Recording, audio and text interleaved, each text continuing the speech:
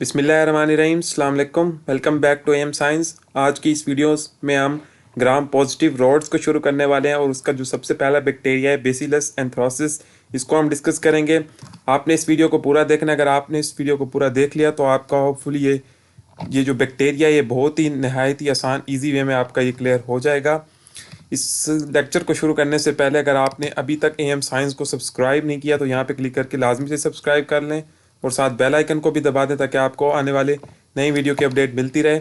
इसके अलावा आप प्लेलिस्ट में जाके जो बाकी बैक्टीरियाज अब तक जिनके लेक्चर्स हो चुके हैं आप वो जाके भी वॉच कर सकते हैं और अपने दोस्तों के साथ इसको लाजमी से शेयर करें। वापिस आते हैं कि आज का जो हमारा टॉपिक है कि बेसिलस एंथ्रासिस ये क्या होता है, इसको हम शुरू करते हैं। यहाँ से मैं स्लाइड शो करता हूँ और सबसे पहले इसको शुरू कर लेते हैं। अब जो बेसिलस एंथ्रासिस है ये ग्राम पॉजिटिव रॉड्स है। हमने ग्राम पॉजिटिव कोकाई अभी तक डिस्कस कर रहे थे, आज से हम ग्राम पॉजिटिव रॉड्स को डिस्कस कर रहे हैं। उसका सबसे पहला बैक्टीरिया है बेसिलस एंथ्रासिस।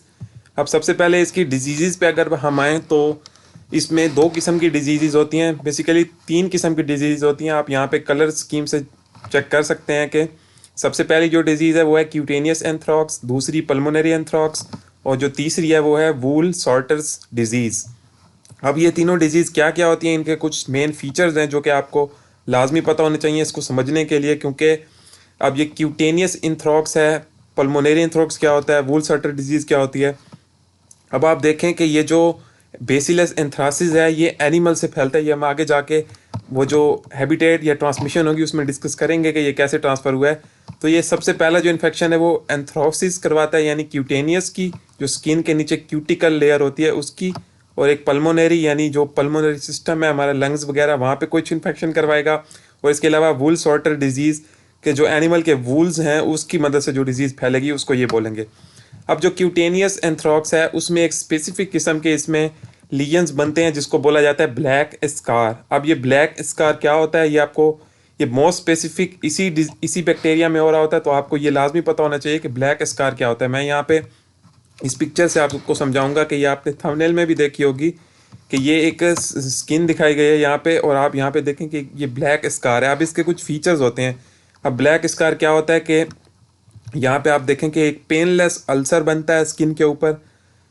अब अल्सर क्या होता है मैं आपको यहाँ पे टर्म्स भी साथ साथ बताता रहूँगा कि अल्सर ये होता है कि आप स्किन के या म्यूकोजल मेम्ब्रेन अगर थोड़े से उसके अंदर ब्रेक डाउन आ जाए, अगर आप यहाँ पे देखें कि ये स्किन के ऊपर यहाँ पे एक ब्रेक डाउन आए हुए हैं, यहाँ पे आप आसानी के साथ इसको देख सकते हैं, लेकिन इसमें कोई पेन वगैरह नहीं होती, ये पेन लेस होता है। इसके अलावा जो स्किन है वो नेक्रोटिक हो जाती है। नेक्रोटिक मीन के डेड टिश्यू बन जाता है। यहाँ पे ये आप देख सकते हैं बिल्कुल डेड टिश्यू है यहाँ पे सख्त किस्म का। उसके बाद जो है और कवर्ड होता है वो क्रस्ट और स्कैब से। अब क्रस्ट और स्कैब क्या है, क्रस्ट और स्कैब ये होती है कि जो इसके पीछे जो ब्लड वेसल्स हैं वो सबसे पहले कोएगुलेशन उसकी हो जाएगी और थिकनेस वगैरह हो जाती है, जैसे ये बिल्कुल थिक आपको यहाँ पे नज़र आ रहा है स्कार, इसको बोला जाता है क्रस्ट और स्कैब। उसके बाद जो है उसके इर्द गिर्द एडीमा होगा। एडीमा आप यहाँ पे देख सकते हैं कि ये इसके इर्द गिर्द जो एडीमा मीन्स के स्वेलिंग हो जाएगी, फ्लूइड भर जाएगा, उसको बोला जाता है।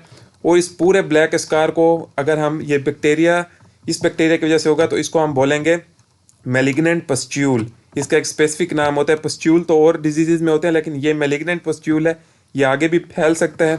मैलिग्नेंट है, बहुत ज़्यादा डेंजरस किस्म का है। तो जो क्यूटेनियस एंथ्रॉक्स है उसमें ब्लैक स्कार क्या होता है, ये इसका मोस्ट स्पेसिफिक डायग्नोस्टिक चीज़ है। इसमें क्या होगा कि पेनलेस अल्सर, नेक्रोटिक स्किन बनेगी, उसके इर्द गिर्द क्रस्ट बनेगा और एडीमा बनेगा। ये चार फीचर्स इसके मेन होते हैं। आप इस पिक्चर से याद रखना है कि सबसे पहले क्या होगा पेनलेस अल्सर, फिर उसके ऊपर नेक्रोटिक लीजन, फिर इर्द गिर्द एडीमा और एक और चीज़ थी क्रस्ट, वो बनेगा। उसके बाद है कि ये पल्मोनरी एंथ्रॉक्स करवाता है, एक स्किन का इन्फेक्शन है और एक पल्मोनरी है, और तीसरा जो है वो डेसिमिनेटेड है।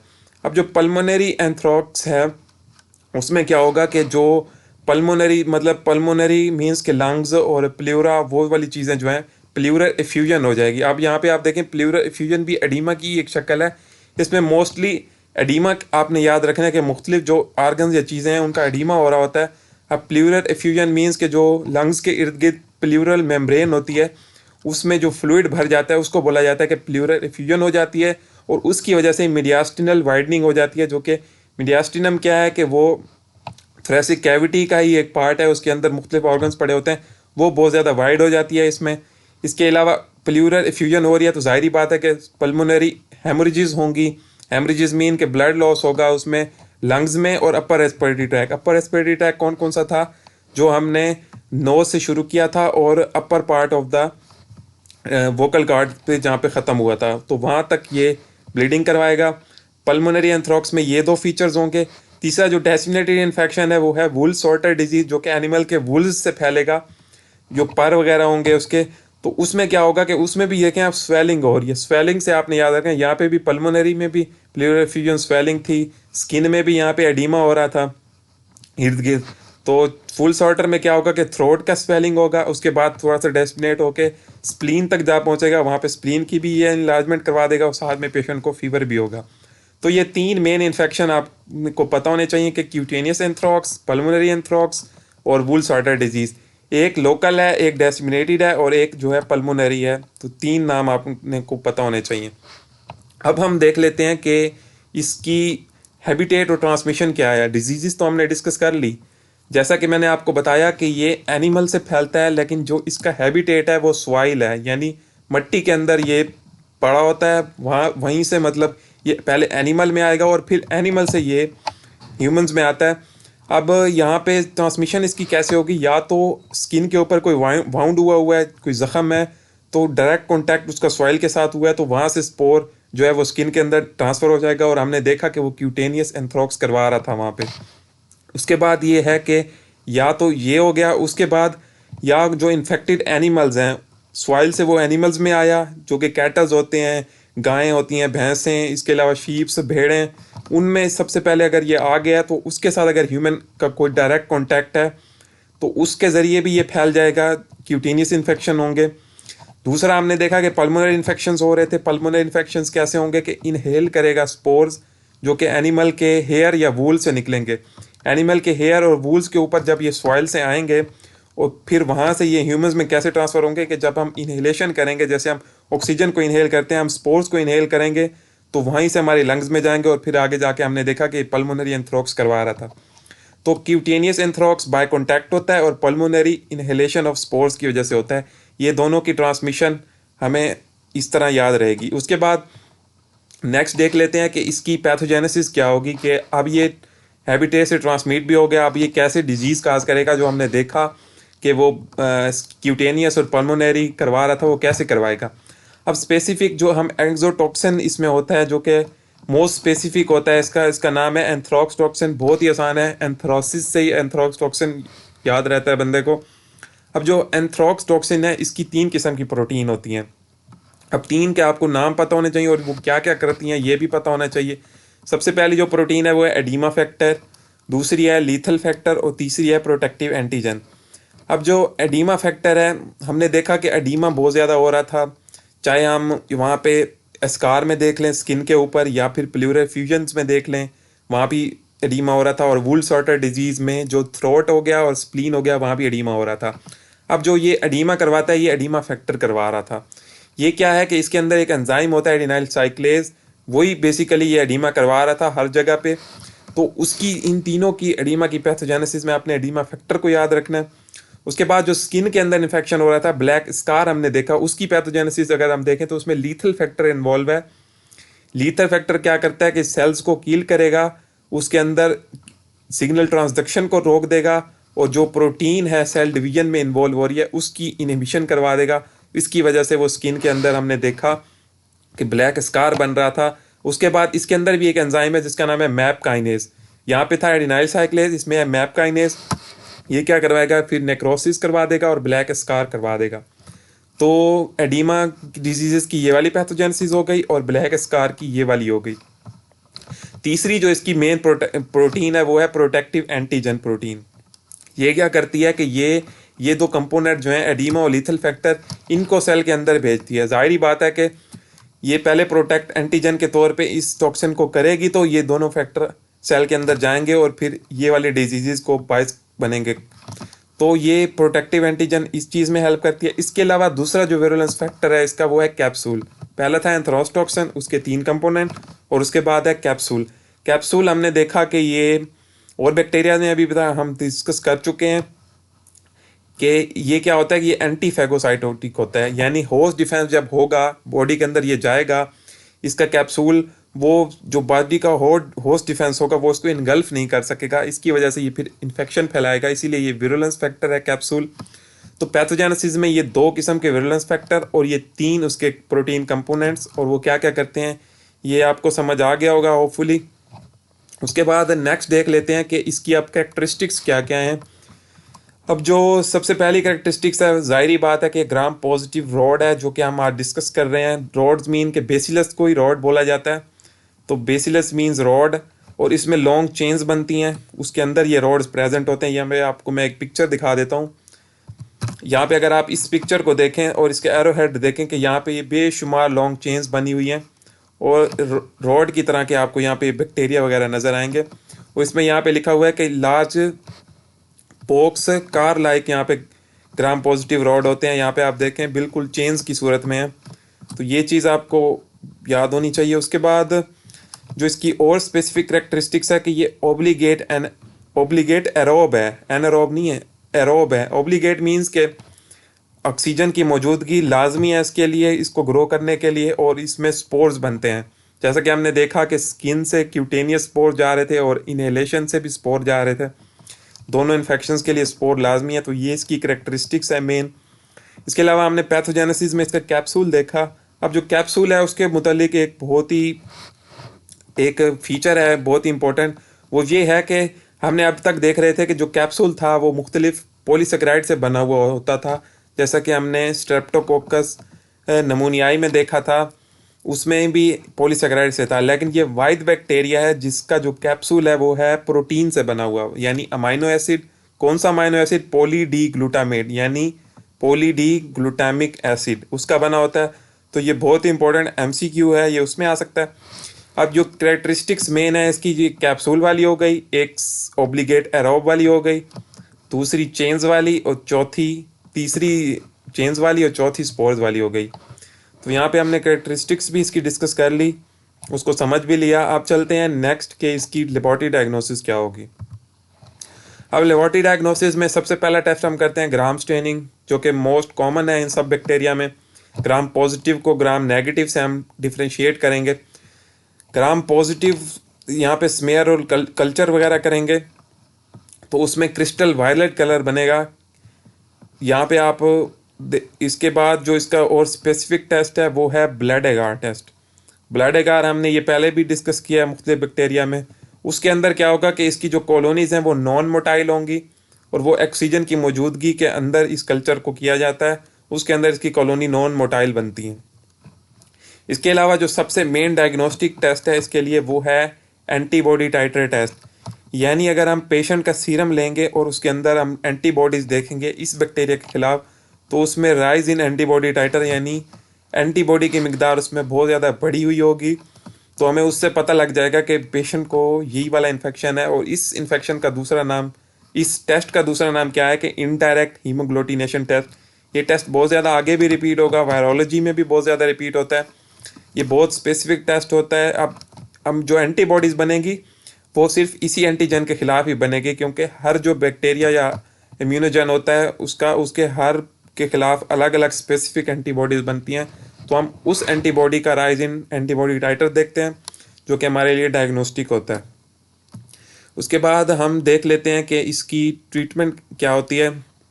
अब जो लेबोरेटरी डायग्नोसिस है उसमें एक जनरल ग्राम स्टेनिंग टेस्ट और 2 स्पेसिफिक ब्लड एगार और राइज इन एंटीबॉडी टाइटर, ये लाजमी आपको पता होने चाहिए। उसके बाद जो है ट्रीटमेंट, अब जो ट्रीटमेंट है इसमें वो सबसे पहला ड्रग ऑफ चॉइस स्पेसिफिक वो पेनिसिलिन जी है, क्योंकि इसके अंदर कोई बीटा लैक्टामेजिस नहीं है, कोई इसमें म्यूटेशंस वगैरह या अल्टर्ड स्ट्रक्चर नहीं हो रहे, कोई रेजिस्टेंस पैदा नहीं हो रही, तो हम पेनिसिलिन जी इसमें बहुत ज़्यादा सेफ है, हम दे सकते हैं।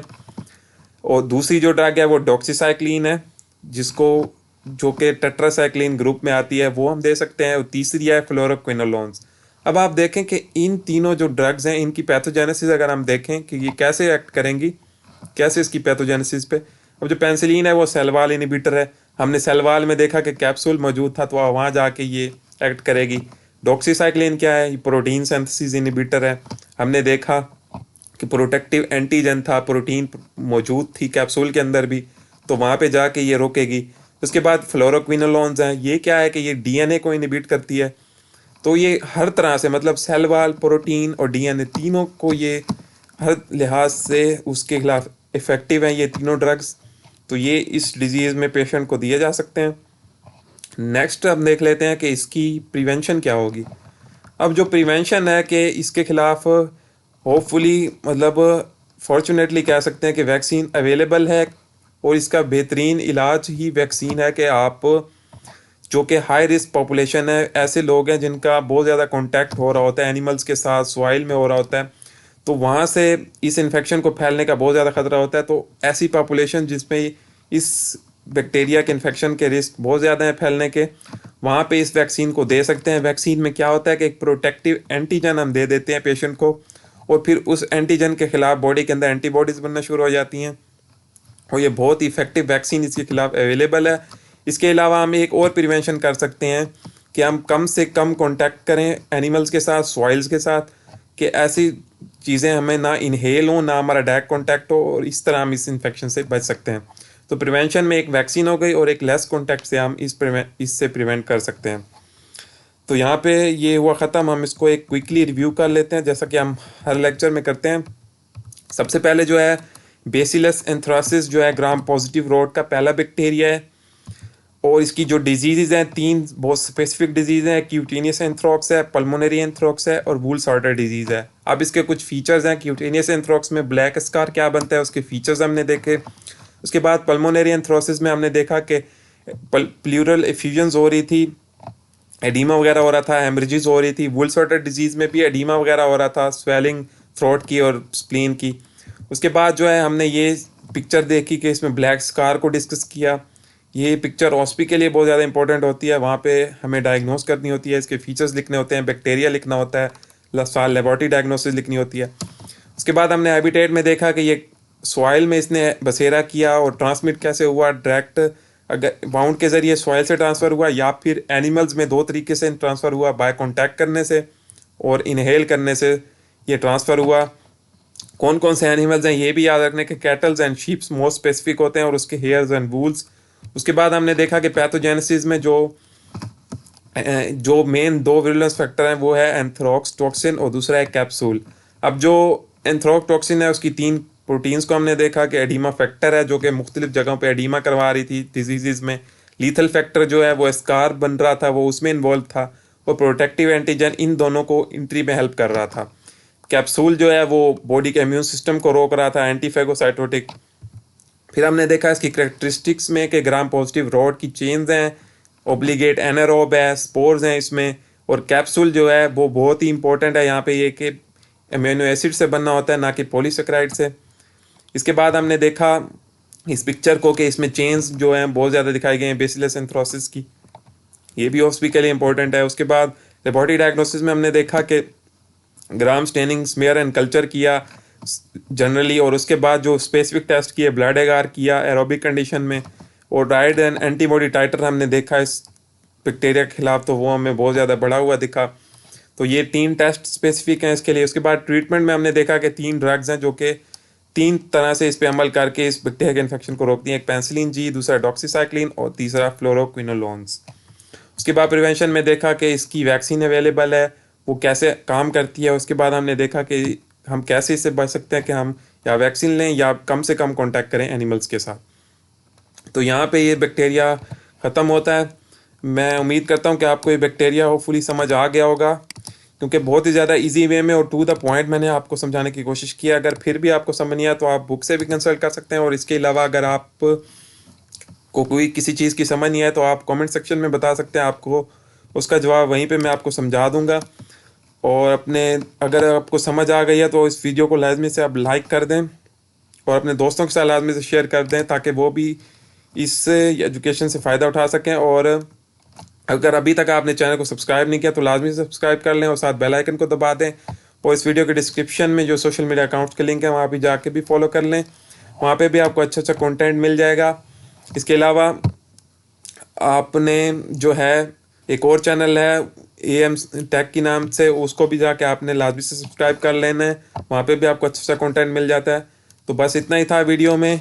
यहाँ फिर नेक्स्ट जो दूसरा बैक्टीरिया एंथ्रासिस का, बेसिलस का, उसको हम डिस्कस करेंगे। तब तक के लिए खुदा हाफिज़।